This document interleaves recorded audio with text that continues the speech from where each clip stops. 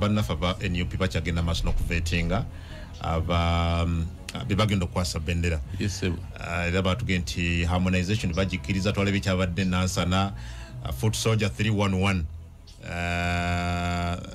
Buserunkuuma yakitadde nagati nze nkirekedde abalala bagende mu maaso. How far do you think these people can go? Batugamba 40% bukiiko 60 field and field batugamba waliwo system y'okusalawo. I don't know what you make of this. No. You see, vetting, no, not vetting actually, but how can I call it? But that vetting, wagambi harmonization of candidates, should only work. Simwe NUP moka, but njogera generally must only work ngalowa candidates babiri botabaganya. Okay. Kakati boba mu kintunga chaba candidates basatu no itaka ababiri, you purge out the incumbent, you leave out the incumbent no muleke bali out of fairness na democracy. Byenalabe ne mukono wa Reverend Peter Bakaluba Mukasa no nalaba honorable Chivumbi yalinda chifuma kurale ngagabe chifo cha Reverend Peter Bakaluba Mukasa ipate member yali yagala baka wa parliament wa Mukono South Senyonga yali yagala baka wa parliament wa Mukono South Muyanga Senyonga. Yes. Namga gwegenda ku district ne ku district ngaliko incumbent wabwe. So ekikolaga nti awutwali demokrasia. You see, kungu, let me tell you, nachigamba abantu tosobola kusiga nyanya n'osuubira butungulu. Buli muntu yenna omukulembeze atali omukulembeze omugundivu abakite abenansana bani abali in politics abayingira ekiwenda kya nupu ebiseera ekyo tebakiyingira ku kintu okwa kyali kibina nga bakyagala nnyo. Bakiyingira na bukuusa. Nange nekwate ku muyaga guno funa obukulembeze. Kakati tosobola kusuubira kintu kyewayingira mu bukuusa nti kijja kukolako obwenkanya. Neera ejja kuba setup ya bukuusa all through. You see, ekibiina ky'ebyobufuzi kyonna kyabannannyini kiba ne bannannyini. Bannannyini be party members. Party members must be treated equally and with fairness. So, goboga nti okoze vetting mu kifo ekirimu bacandidates abasoma mu babiri nego noyitako babiri bokka. That is unfairness and dictatorship. Therefore, kakati, this is where we go. Boba tosobola kugaba kamyu toyina kusaba nte. Gwe boba mu kibiina kyaffe abalina ebibiina by'obufuzi nga tosobola kulaga bwenkanya nze ogenda kulaba Common Man's Party. Ojja kulaba engendo ezisinga nga Secretary General yaziriko. Because president yatambula nako yatambula. But the president wa Common Man's Party taina shetaza nnyonyi ky'amaanyi. Nera aba US bankubidde oyina okubaawo nemaga no tujja kulaba ekyokukola sijja kusooka preempting a meeting wano. But we want tugenda kutongoza North American chapter ate mukwano gwe yagenda okubeera chairperson wa North American chapter nja kugamba off air. Yes. But I don't think twadde ne Secretary General ngamba ntambula nti anze kegende US ne mwana ono tujja kusindika delegation. But inze one nyine ebyokukola wano munda bingi nnyo. Okay. Yes. So but kyengezaako okulaga nti ekibiina fena tukiinako obuyinza kyenkanyi. Only that members comrade sit down ne basalawo nti ono atukulembere nga party president. Okay. Ekibiina mwina kibamu mwenanga mukifuna mu kyenkanyi.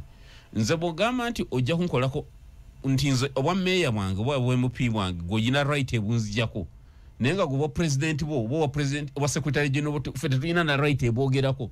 Then that's not a political party. Kati watosobola ku dispensing a democracy at that small scale. Therefore you can't dispense democracy at an industrial scale. Meaning tosobola kubeera democratic leader wegwanga. Yes. Kati NRM jomanja democracy bichi nga kutosobola mu dispensing a war obeera mu trouble. However, nze nkubira bana Uganda omulanga nabo struggle bakitunulira in a wider perspective. Bakomye okubuukira ntokwanja kuwangula bwa council okwanja ebintu biri short lived. yingira ekibiina ng'otunuulidde ebigendererwa byakyo na buli kimu nekikozesa mateeka waakyo. Yes, struggle eno tuba tulina we tunagituusa. It makes no reason okuyingira mu kibiina n'obeera nga Wakayima. Wakayima yasooka kubeera MP ku DP ticket. Wakayima yasooka kuwangulira ku DP ticket. I don't know if you remember. Yes, lule bamugjayo. Yes. Yali wa DP. Well known, yaliko ne mayor wa Nansana. Ku DP ticket. Neyeteeka mu nupu ne bamusaanyawo. Now he's finished at a younger age. He's finished. He's finished, yagambye tadda. Maybe yakisaza obusasi. He's finished, yagenda ku mikolo nga afuuti soja amutema ngwala. nga area empya dduka misinde bagala mutema ngwala. Waliwo n'omwana bwe yali amukubye. Walya walaba olabisa ebigambo ebyo ekiyayiyayo ebyo. So nti bw'oyagala ekikula amangu kifa mangu. Gwe no ku nti nze ebyobufuzi saagala biyingirira kwa ideology kyenzikiririzaamu wabula anyampisaawo amangu naye nawe bw'ojja okusaanawo. You belong toyingiranga mu kintu kikunguka tokitegedde. Nze munyagwa bwendi nze sijoyininga bintu nti lwakuba njagala kufuna. No.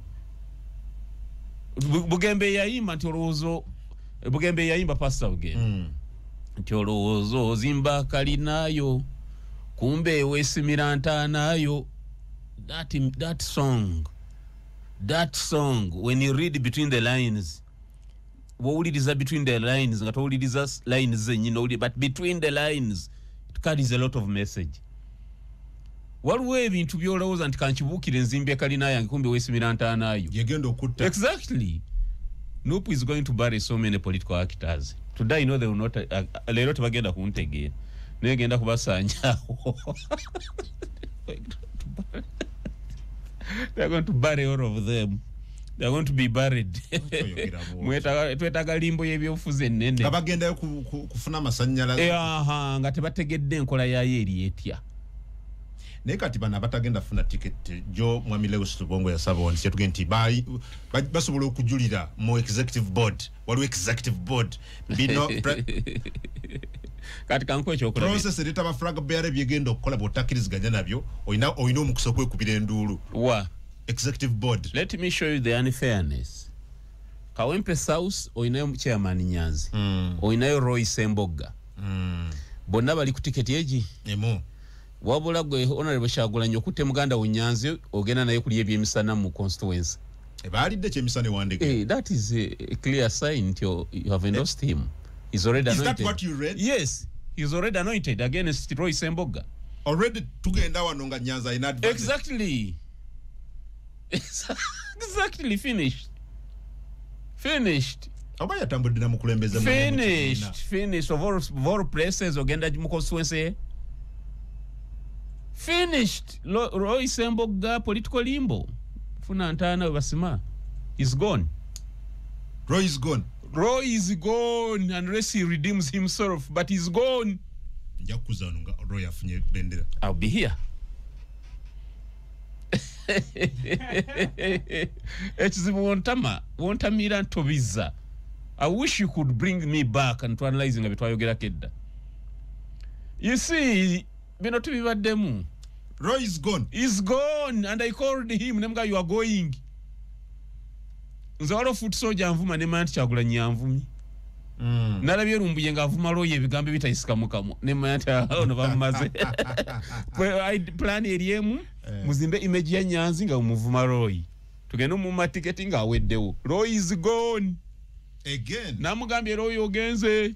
Kubanga yali agezeza kufuna ticket. Roy bamumaze. Ekimazisiza Roy lack of spine. Political spine. Chechi. Obutaba na mugongo gwa byabufuzi. Ate yandikoze ekimu. Nze nagira kamuli okuwangula Kawempe awo. Asome history we Kawempe. Ekimukubiza kyekyo. Nze namanya nti jagenda mu DP. Banzanyizanyo obuzanyo DP ebiseere bina yote yali nyangu. Mwali mbatakuba bani. I was younger than Takuba. I was 29 Takuba ngali mu 40 something 50. Ate mu kibiina yakirimu. Nemanya FDC sijja kujaye abesije. Namba kagendere kamuli nene mba wangula. You can always go with any party. You can even if independents can win. What makes you think that if you came with any party you can't win? Atengulode badde mu constituency. Yes. nenkola teri transparent kimala Teri. There is no fairness. Nerede bakubulide max anankaga Kakati ebyo byakijega babigamba bajega for lack of a better word. No zigaba go so much. Because kungu wasoma mawulire. Osoboka wadinga max zebyobufuzi. Nze nasoma mawulire. Exactly. Sebufu John Mary Councillor Sehola agabira ati MP Maxi. Agenda ku MP. Nambona agenda kubeera. Gwenyi tobera nko na MP. Nebe takiso kubeera MP to bimanyi. It's just a bunch of Gwenyi tobera nko na MP. Kati omanyo ti ebisanyizo byetagisa MP. Lero mwawadinga otya. Babuza loyalty y'ekibiina. It's okay, ebyo bintu bya internal affairs ne busime. Ogambye Sebuufu tabera nko MP. Yali mu kusunsula abagalo bwa MP. Yagende kyotera Arunda Kasolo namwangula bubi. Kati tabera ngako naye mupya. Omanyo otya MP ago kubeere. Nenga. We go, we move on. What's that? Mbutufu kungu tubadde stress electoral commission ebadde tutta for sure tuzinga twalonkingira adda wano. Okay. Ne tubadde stress. Njagala kumaliza NUP. Tujimalize. Sebufu kubadde yogera ku bapa information nti atula ku election management committee but also naye ayagala kwesimbawo. Ayagala kwesimbawo ku kansala. So kati asunsula baani. Yesunsula naye kennyini. Exactly. Kati gwe nagenda okwesimbawo ngene Sebufu ogenda Sebufu. Bobo yagala kwesimbawo ne Rubongo ya atenga ya kustampingira sibanya obo ogenda wani. So you see it's the entire thing is a killer trap of seasoned politicians and they are going to finish them. It's a killer trap. Bagenda bamalawo. Seasoned politicians. Bajja bamalawo. Doesn't the party need them? Doesn't it need those? Does it need them? But we never honorable Mwanga Chivumbi, we never honorable Betna Mboze, Olina, honorable Segona, Olina, all these seasoned respected. Nechivumbi never boy na point of departure jakutuka katufemu kaluka no chachira. You predict that? Yes. Mabo namba manyi gwesi manyi nyo ekyagulanye nabo mbamanyi. Katuma katufemu kaluka no. You expect a bitter split. A point of departure genda kutuka. Embye nnyo gyotakiriza nakukiriza naye obizanga. That's your problem. No, I will. I'll play this. So you expect a bitter split between the Honorable Chagula and the Honorable... Gwe chaba kulimba mbu Kivumbi ali close nnyo ne Chagula nsinga bwe n'empuuga. That's what I think. You think that? No, like mu bisere bisembyeyo. You believe that? Mu bisere bisembyeyo. Wawulyako Suubi wagirabako? Bali bati. Suubi nze naye nagituuma na Kabaka yekka. Yalimu honorable, yalimu Lord Mayor, yalimu honorable Namboze, honorable Mwanga Kivumbi, honorable Kasibante Moses, honorable Semuju Nganda, honorable Matthias Mpuga, honorable Segona Akali Amagwa. All of them firebrands. Twabayita begate ku Besigye. Nga tusayininga ekiwandiiko kya Suubi ne FDC. Ne bajja no omuyimbi bajja n'oli omuyimbi bali ojukira no omuyimbi yayimba akalo ka Buganda akadda bonga n'amazina ge bazina amaganda ganjawulo kugabalala ngana subu okubira bebyo ati wali okyasoma twali popopo ngagabwe gali gata bazina babibya ne bajja n'obuliba ne besibawo ne babibya abakulu abo naye kati wobalaba abo mbamanyi bebakola Besigye mbimanyi nga bafuje embabazi. Abamu abo nze mbimanyi, you just need the money to direct them to some other directions. You need money. You just need the money. Bamukola ki Dr. Besigye? Mama bana bavuma Besigye ebigambo byesuuliranga nako. Nga ate tulina kye tubakoze. Olwo bafunye embabazi tebatugamba mazima tufunye embabazi naye nga bakambwe bazibu. Bakambwe bazibu ate Besigye n'abasinga abanyi ne badduka ne badda kulaaliza Besigye. Kivumbi yali awagira mbabazi. Ate Besigye bagende Butambala nga alaba omuyaga gutabusa ate nadduka n'abuukira lale ya Besigye n'atambula ne Besigye. Kati abangamba nti ebe tutumalya. Eno struggle tugenda gitereeza ebyo mbiveemu. God is so disappointed. Ati mbamanyi. ani gwe simanyi mumbulireyo omu lwakuba nsaga kulumba abantu kati ndi party president saagala ntwale nnyo ani gwe simanyi gogenda okunsomesa gwe kungwe 33 years old master's degree holder nsomese bano abakulu bembadde nabo kati masters oginyomye asiginyomye nanti gwe yekuwaga olowooza nti twenkana n'emyaka gwe olaba olina masters degree olowooza twenkana naye nze ndi musajja mukulu sebo mbadde wano naye talina kyojja kunsomesa ku bakulu abo mbamanyi balamu omuntu n'ovuma musajja Besigye n'ogamba tufunye tugenza okuvuba tukutte empuuta ate ng'onyumya mukene babazi empuuta Besigye oli mukene naye ng'obigamba omuntu ayakakuyisawo mu by-election ate najja ewuwo nakubalaala ey'amaanyi ate empuuta n'ogiddukako n'obuukira mukene naawe bapolitician yeetaaga okwebuuzaako ekintu kyonna tetuyinza kumalira budde kwabo naawe we can't waste time abatabamanyi babamalireko obudde sonyumize Mwanga Kikonole Mwanga Kivumbi musajja wa kitiibwa mugambye honorable Mwanga Kivumbi si bwe njogedde yes ningambye tojja munyumiza ani gogenda okunyumizaawo lwakuba tusirika busirisi tusirika naye nze manye ebintu kyova ne Besigye yalonda people's cabinet yampobwa minister wa security manye ebintu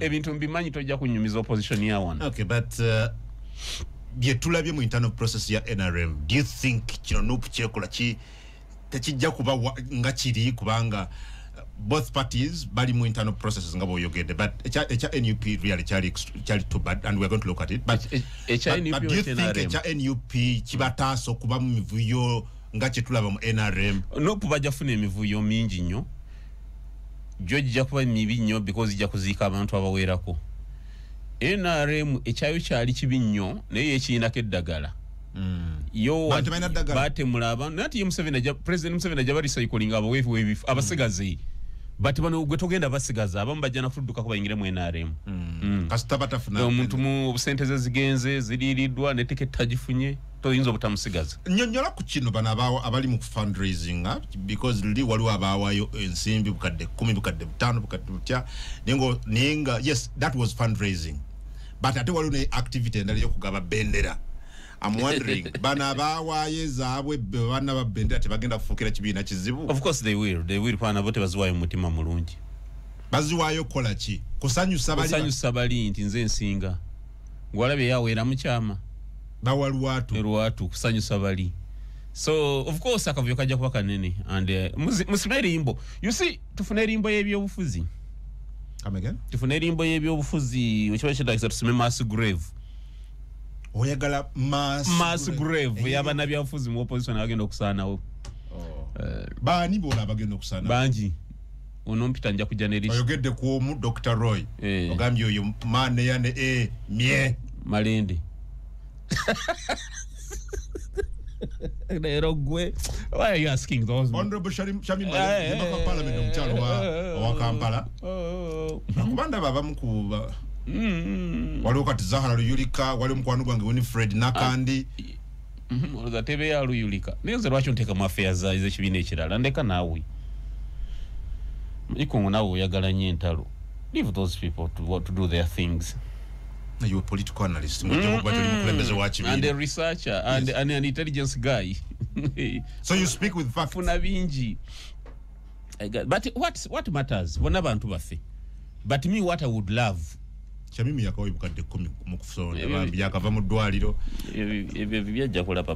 what I would love, Mani Bobanga. Anyway. But ekitera okutambuza enzige n'obuno obuyembe bwola bubiri ezo antennas kusensinga danger obeera munabyabufuzi ali ku level yawe empinga toyina antennas sensinga danger oba mu trouble omukabi kanene. Yes, you need those antennas okumanya danger is coming olwo batayina antennas. Anyway naye tudde ku birala nga tamanyi tebajja muwa bendera linaasigala nga Anyway, but the struggle will continue out. So those will be buried. Tulabe how we move on. Katuje tugenda kutunulirako ku NRM kyaddaaki bagaddewo olunaku olwajjo bagaddewo babamaliriza okuwuliriza petitions ebisatu mu ekirana mu ezaateekebwayo ku bawoka ba parliament ng'ojjako waliwo ezimu entonotono zibayongezaayo but at least they've closed tebakyayagala mpya batugenda bagenda kusindika emails ojja kubeera omunyago yaddukira mu tribunal bakusindikire kagundi ka email ntusaze bwe tuti bwetujja wetani mbadde nja kutereezaamu waliwo ngambye wano kati kankubuulire nze enakawa eno ebadde abalimu zani Nakawa East ate nze mpagira waiso Mufumbiro kigende ku record nze kankubuulire lyakaba wamazimaze Mufumbiro mwagaliza gwe munyagwa honorable munyagwa asibalwanagana ne NUP Mufumbiro owagira mwami Mufumbiro ne muwagira naye Mufumbiro awangule omanyi Mufumbiro struggle agibaddemu lwakuba kati yeekutte bubi ayo kakubage naye mukambwe muko namulika yatwalidde honorable Kasibanda Mufumbiro ebyabireke so kanve mbino struggle agibaddemu I think he needs to become a member of parliament akwatagane ne Lord Mayor akwatagane ne banne wanga leader mu Kampala wangula obwMP he needs to become a member of parliament ebanga lyamazeemu nze njagala zaake mwagalizwa dde nezaako mwagalizwa lwaki anti kakati ekizibu kyammwe zaake ali honest zaake talimba ye ku mwanyi yakugamba nze ngenze kulwana kwabiga tugenze mugambe mwanyi bagibba ngenze girwanirira oba kyali kyetagisa bate kyetagisa but he was honest ayawukana ku kizivumbi ayalaba bakuba zaake ngumi na smiling from ear to ear kivumbi muleke okay mulese zaake yali honest oye mwagala nera nze muwagira sagala kulimba yes Mufumbiro lwakuba ye ali erratic simanyi bakishamu you don't take that route Mufumbiro bwe mpya bwetaaga ate nga nze nandi muwagidde he can make a good MP actually than bana bolaba no he is he's also genuine yes Najembi nebyo kulumba Lord Mayor kulumba for other forces of change byabijjejjemu ebyo awangula bwe MP agende wali mu parliament manyayi nechi kyetagisa to make a good member of parliament aberemu okay yes okay then ku NRM bafundikidde tribunal yafundikidde okulira emisango gya bakaba parliament bagenda basindiki bagamba WhatsApp zamwe zibeereko email zibeereko lwakuba waliwo ebibuuzo bitandise okujja simanyi gwe nga munnamateeka kikyolowooza obusobozi bwa tribunal okutuukira ddala ku kinyusi because weda abantu baba wasaawe emu n'oyogera byoyogera bwetubeene mu civil courts no court zaffe za bulijjo tulaba poliisi egenda ku ground nenoonya obujulizi nesindikira DPP n'alaba musango ki tribunal bino byonna ate abeere mu mativu anaakola ki President Museveni akulimba President Museveni talabona kyetaagisa gonjoola teri kyagenda mu maaso kyatamanya yoda yabimanya President Museveni takiriza mu ebyo bintu bya democracy President Museveni ye alowooza nti obuyinza butwalibwa n'amaanyi lyanyi therefore takanya naye he must alina okukozesaako eryanyi to suppress you akulimba ebyo tewali essuubira nti kyamukanga eno tribunal agiteekawo for PR purposes so NRM DNA yayo fujjo anti bayina democracy bayina social botuuka essaawa zino allow me to finish as some of their principles botuuka essaawa zino ng'akalulu akafiiramu abantu 15 you have not even apprehended a single person pulling a trigger kikulaga nti nga ne police tenakwatayo wadde omu for statement recording kubatta instead nononya baregistra abalondesa naye nga waliwo abattira ddala abantu tonakwatayo n'omu NRM doctrine yayo fujjo juzi nayogerako ne Honorable Sekikubo ku ssimu okumusaasira ebyatuuko because he was my friend when I was in parliament naye nga ngamba essasi lyali lyange nemugaya that is true essasi lyati omuyambi wange lyali lyange nemugaya it is true kubanga essasi teriri radda guided nti omuntu asindika essasi mbu agenda directing nti autokuba kuba wano weri akukwatira olugalo lyali sokukwata mu kifuba n'ofa naye cases ezo zonna nga tebanakwatayo muntu n'omu cases of murder, people murdered, human beings murdered in cold blood nemba nga temunakwatayo n'omu kikulaga nti NRM yo batongoza violence nga DNA yaabwe and their doctrine, it is their doctrine actually bwekituuka kukola ebintu yusinja nkutegeeze kungu bwe tugenda mu kye tuyita fair hearing, the ingredients of fair hearing n'obudde nabyo kyekimu ku ingredients by'ebirungo bya fair hearing nti okuliriza omuntu mu bwenkanya ekimu ku birungo by'ekyo bya fair hearing obudde omuntu alina okuba n'obudde omala to lay down his pleadings n'obudde he should even be given chance for an adjournment nti nyina okuwaayo empaaba yange kungu n'ayanukula gw'empaaba ate you must accord me time for a rejoinder oba okitegeera nkomewo n'ebyono gw'empaabidde byayogedde bya nabyo mbimulungule. You understand? You must give time, you must allow time for cross-examination of witnesses. Or examination of witnesses. Ebyo na kibaita fair hearing. Neto soya kuwa muntu sawe mu 1 hour that you present an election petition. Petitions court zeziwulirire emyezi ebiri. Omwadde sawe mu. Because he must adduce evidence. Alina okuwa obujulizi nti wano babba obululu obujulizi bwe buno okwaducinga obujulizi si kantu kangu omujulizi yoona yaliwo ebyo tebisobola bikola mu ssaawa emu but ebabikoze just for PR purposes. Abantu abayitawo PLU yawamba NRM abantu abayitawo majority ya PLU General Mozi yagala akola ekibiina ekirala ndoza tatewe yali amuwadde amagezi mama namugamba evireke wacha jangu wambe bano omugo ne gutokotana emboko ne nyoka ne baba wamba nagamba sitinka simire Barnabas honorable twali ku barometer ekiro ku NBS go aliwo gwa tuchaza tubatufuma ne igo yali igo ne mwana honorable intelligence ngera ganti PLU yegenda kuisa bubi namba no namwa counsel because he's a lawyer namwa counsel ante nazisitule mwatuza press conference mu parliament nese chikubone mulumba muhozi na yante na muzisitule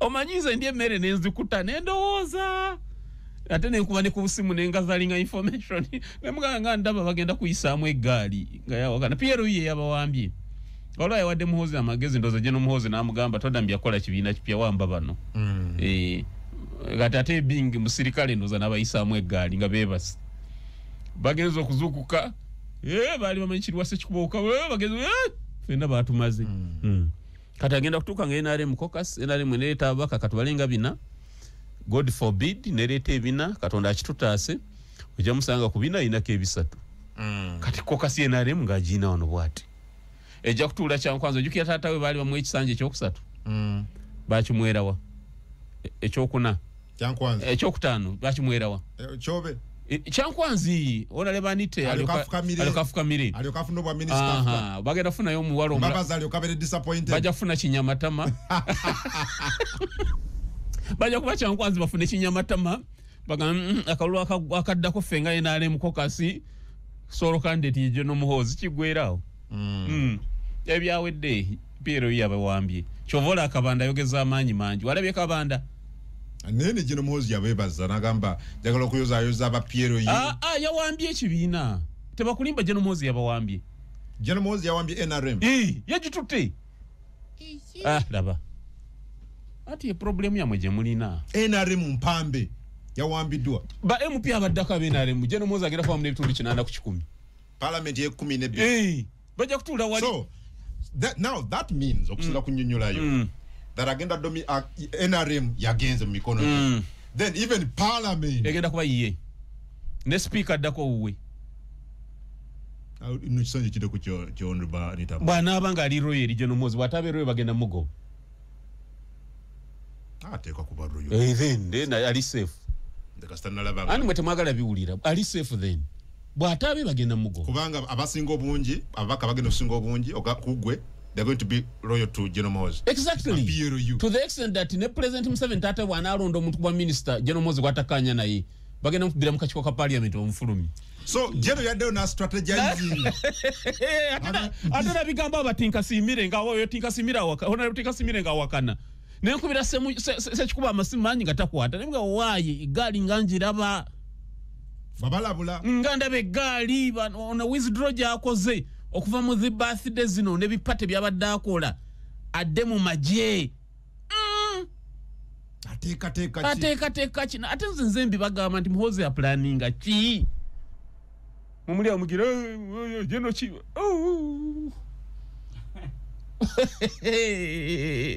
nengambona withdraw avudde mbine byaba civilian nadda mu maje kyekiriwo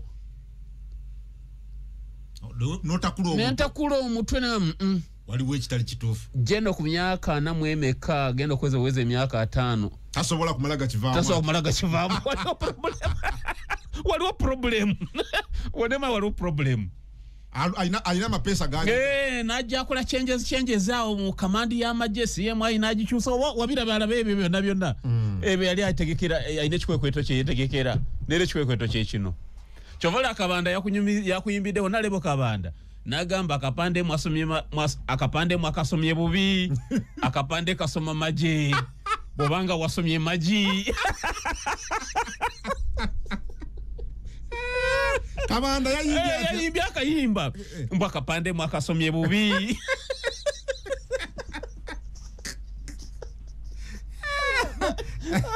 Ona kabanda twamuulidde nga musanyifu muzuse kwita General Piero kabanda twamuulidde musanyifu byansuso bakikoze nga Piero yu nakitegeera akapande bwasoma bubi nti akapande kasoma maji basomye bubi goba wasomye maji katereka abantu bakawulire akayimba boba wasomye maji akapande wakasomye bubi nze nakimanya so kabanda ali mu celebrate akapande basomye bubi atayero akubayogera nyo civilian kyekiri kyotugambe kya parliament naye ate Muhoozi tasobola kayimba ayozabeza byozayiza ngo omusirikale n'asirika naye ono civilian ba civilian tuchamuka nnyo twogera nnyo akapande wasomye bubi so kati wano kikibategeeza nti akapande mwasomye maji ate nga kasoma maji aba Piero yu parliament eno gye bayingiddemu bungi exactly mwe bintu mwabirabira wano bone bagiteeno nakiraba nti General Muhoozi ono okudda mu maji eyo kibinyo omanyi babayise kulitalaba nakiraba oyina NRM kati oyina ne parliament kati parliament yagiwambye kati mukuwamba parliament structure ye NRM egenda okulonda SEC agirina by the way oyogedde ku SEC ndabye General Muhoozi Kenneth Rugaba this morning nga omwogezi w'ekibiina kye ekisinde ekya Piero Andrew Mujuni Mwenda avuddeyo n'awandiika ebigambo wano ng'agamba bw'ati I have been instructed by the chairman of PLU and also CDF, General Muhoozi Kenneth Rugaba, to inform the public that he is backing Major General Jim Muhoozi for national chairman of the Veterans League of NRM. Akapande wasomye bubi, akapande kasoma maji, boba wasomye maji, akapande wasomye bubi. Again, General Muhoozi naddamu Jim Muhoozi amaze okuwangula ulira General Muhoozi kati yayogera I certainly support my long time friend Major General Jim Muhoozi for the position of chairman Veterans League. Exactly. Akapande wasomye bubi kasoma maji yabawambye bwe yawambye BMP omanyi BMP abalonde the MPs elect mwenare mbabera balonda bibamu kubalonda kati nejukira they command the structures yes kati delegates conference ye NRM mu General Muhoozi yagenda kwajina mu ngalati akapande yabawambye kati bona nabakyayombera mu NRM mu malabudde babawambye either kirizo oboveyo gye common man basomye maji ndikumeka soma maji bwe kita wansi ayita mbanga exactly nakimanya nti yo general ekimutute mu maji eyo nsi kirungi okusirika kuno kwakwe abadde teyasirika okupulinga abasirikale abalina kye bayita covering fire bayinza okutuma daga kungu genda olete ekintu kiri obagendo gyeyo bendera eri naye nabamanya nti omulaba ajja kukuba ne bakuba amasasi nga bagakuyisa ku mutwe machine gun omulaba yekwe akakanati oduke paka lwokola ekyokomewo yasirika yateekawo covering fire yateekayo bino ebintu bya gundi bya X byebyo kati gwe obeera oli ku ebyo kale nabo kyeyayogedde era kumba movinga nze nagamba there is a problem ono omusajja yeetaaga kumakinga nnyo there is a problem kasobe bakubye KO there is a problem nze nagigamba nabigamba yo tinkasimya nibwa muli amwogera n'oyo mukulu agenda kuleetera ekizibu agenda baleetera ekizibu tinka yagenze gomanyawo batono yagenze gomanyi batono naline General Ashandi lili kusanyuka TV Jerome Hozi nagenda ku X naga this is the best interview I have seen in Uganda ngaro Ashanda awanda muliro exactly Jerome Hozi naga this is the best I have seen in Uganda in years exactly nari tweetinga bona yabawambye nera linda generation ojja kulaba tekijja kuba kirungi and we need to sit and plan as politicians Jerome Hozi wa president tabumazoyo kuba bobo ina parliament mutano bobo ine kibiina mutano nga neseko ogenda kuba nayo mutano katonda atuyambe buyambi naye simanyi twetaaga annaye katujja tuliawo tulinze tulindi mu kugoberera wano abantu bajjudde ndaba wana abantu bajjudde balinze kulaba ruling ko bail application they're waiting for the bail ruling ya Dr. Kizza Besigye ne Obed Rutale abantu bamaze nearly eya mukomera ku misango gy'okulya mu nsi olukwe bannamateeka n'abawagizi ba Dr. Kizza Besigye bakubyeko courtroom as we wait. What do we expect? Do you think quote unquote a miracle can happen today and Dr. Kizza Besigye is granted bail? Court is bamu abalamuzi oluusi abategeera amateeka beetengedde abalamuzi bonna amateeka bagamanyi naye abamu batebeetengeredde n'ensuubira omulamuzi yenna ali reasonable alina okuwa Dr. Besigye bail kubanga bail ku misango gy'omu high court misango bwegityo tribe by the high court zibeera given under what calls exceptional circumstances mwebyo mwe muli infancy kyeki obulwadde infancy bobuto someone who is an infant is a young child okay we'll go on it mwe muli infancy that is it infancy infant is a younger child but infancy soko kinonyerezeeko kungu tetulabika bubi kubanga abantu bawuliriza programu eno bangi infancy court esobola okugaba bail on some conditions under exceptional circumstances nonya infancy era bwera ojje kiva toza kyawukana soko ogire mukungu I'm very sure soko ogire bwenkebera wano infancy the state or period of babyhood or early childhood nonya meaning yokubi meaning endala the early stage in development or growth of something yes in law the condition of being a minor okay infancy yes below 18 years then later ill health then later advanced age so any of those toina proving as on under exceptional circumstances but Dr. Besigye and Haji Obedi are Ugandans of advanced age. Chibatekera that I mean that in the ambit of that legal provision of the law, they qualify automatically or considered under exceptional circumstances. So to be until mulamuzi yenna are reasonable, are independent, and what the Dr. Besigye bail. No kubira President Museveni omulanga. The presumption of innocence is clear in our constitution that any person charged of any criminal offense shall be presumed innocent until he is proven guilty or pleads guilty by him willingly. So to saba President Museveni akirize Dr. Besigye amuleka afune bail na Haji Obedi kyabuntu ate kiri mu mateeka kya bwassemateeka Dr. Besigye okweyimirirwa esebo nange gye ndaga bwenfuluma wano.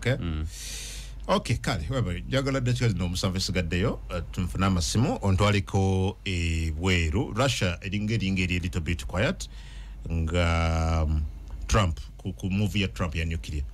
What's happening? It's scary. It's a scary move.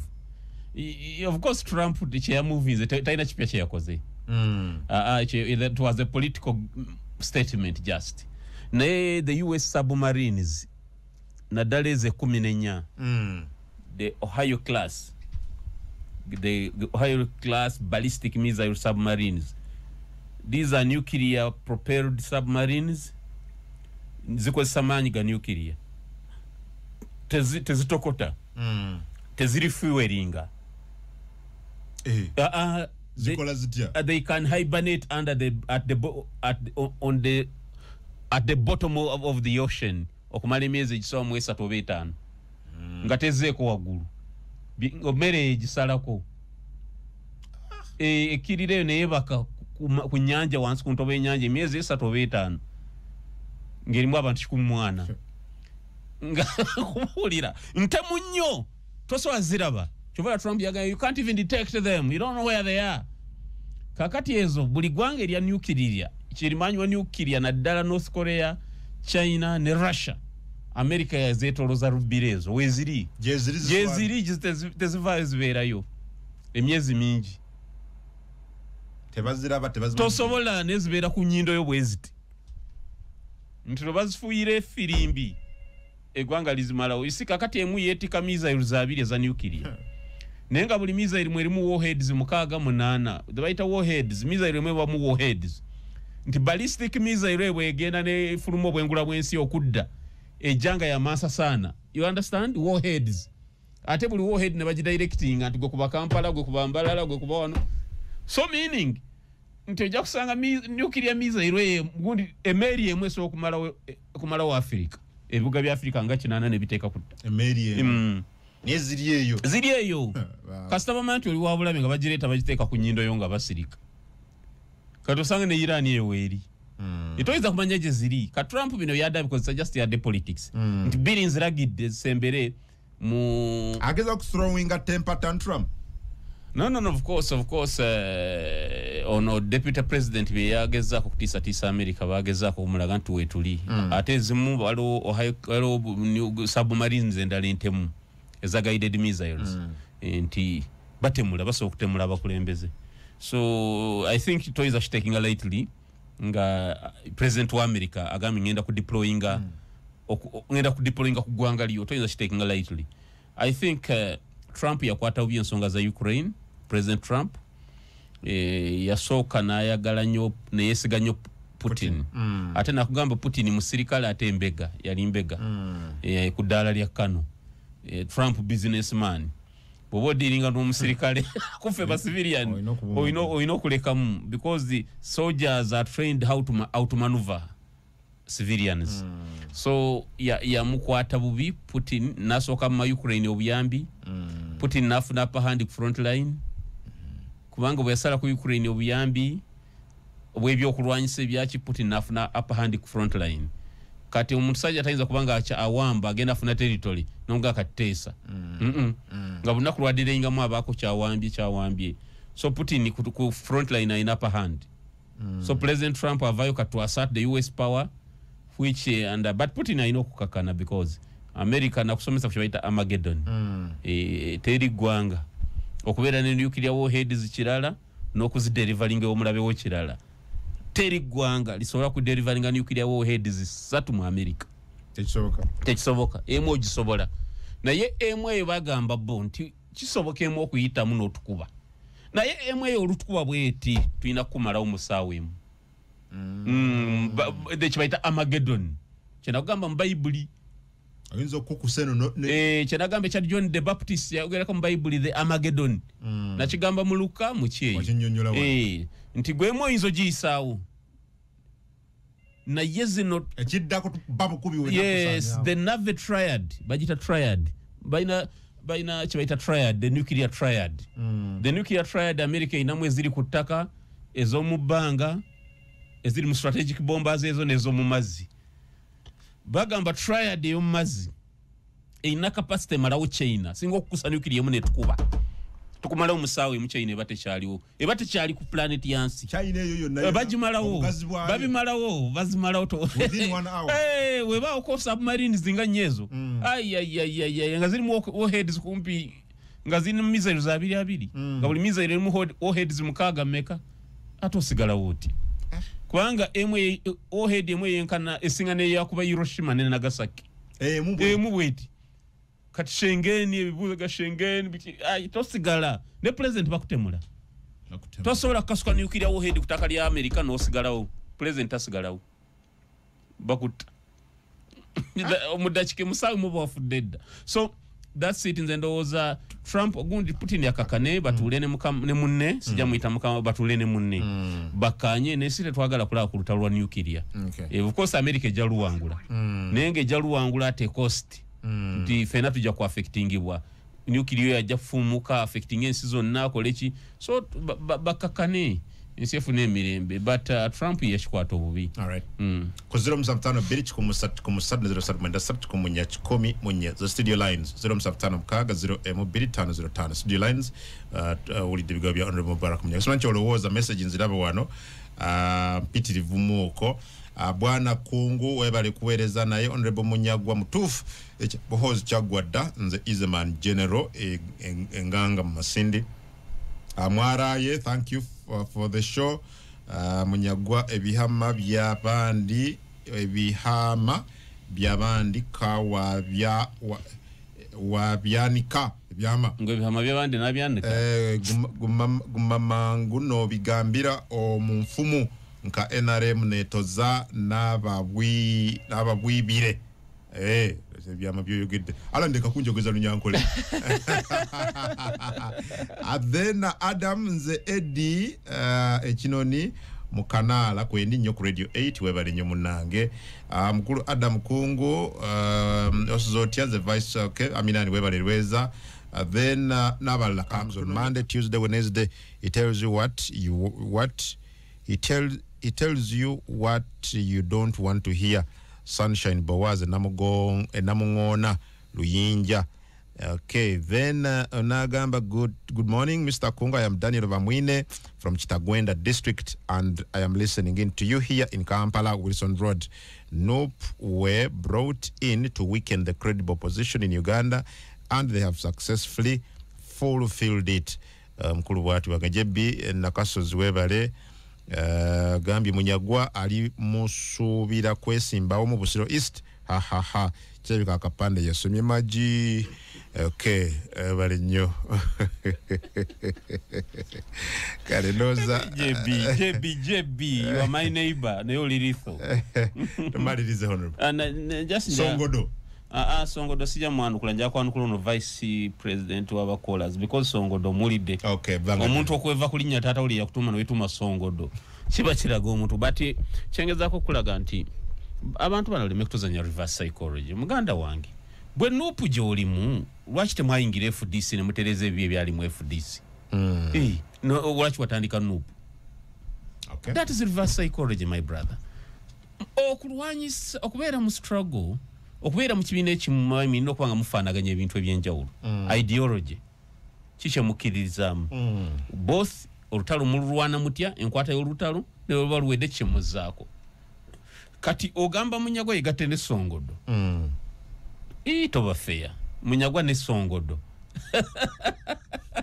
Munyagwa ali mu kibiina kimu ne Songodo alalalala tompisiza bubi tulina kubanga tulina bye tukkaanya okwegattira awamu however nze nakugamba it makes no contradiction gwe tambula ne nupu yo ekirungi akabiina kange katono nga Songodo bakayisa akabiina biina tekaina nakumalira budde naye ndowooza akapande mwasomye bubi akapande kasoma maji